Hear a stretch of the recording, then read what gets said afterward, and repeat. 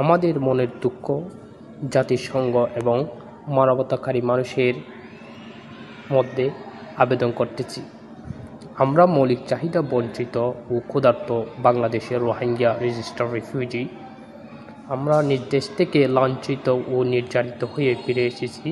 তখন থেকে বিভিন্ন সংস্থা এবং মানবতার মানুষ বিভিন্নভাবে সাহায্য সহযোগিতা করে আসছে। তাতে নির্যাতিত রোহিঙ্গা রেজিস্টার্ড রিফিউজির পক্ষ থেকে দোয়া ও শুভকামনা এবং চিরকৃতজ্ঞ প্রকাশ করছি। আমাদের পরিচয় হলো দেশহারা 1991-92 সালের জাতিসংঘভুক্ত রোহিঙ্গা রেজিস্টার্ড রিফিউজি। বিভিন্ন সংস্থা আমাদের পরিচয়পত্র কেড়ে নেওয়ার জন্য কৌশলের মাধ্যমে চেষ্টা করতেছে, কিন্তু আমরা 6,000 জন আমাদের পরিচয়পত্র দিতে রাজি না।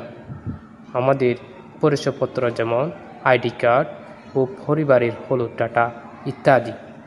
আর যারা পরিচয়পত্র দিচ্ছে তাদেরকে সাহায্য সহযোগিতা করতেছে।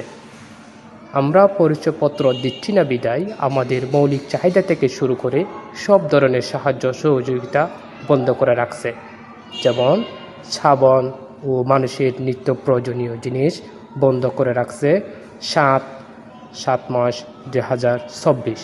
খাদ্য বন্ধ করে রাখছে 3 মাস 2025। চিকিৎসা বন্ধ করে রাখছে 3 মাস 2025 এবং গ্যাস সিলিন্ডার বন্ধ করে রাখছে 2 মাস 2025। স্যার, একজন মানুষ বেঁচে থাকার জন্য যা যা লাগে তা সব বন্ধ করে রাখছে।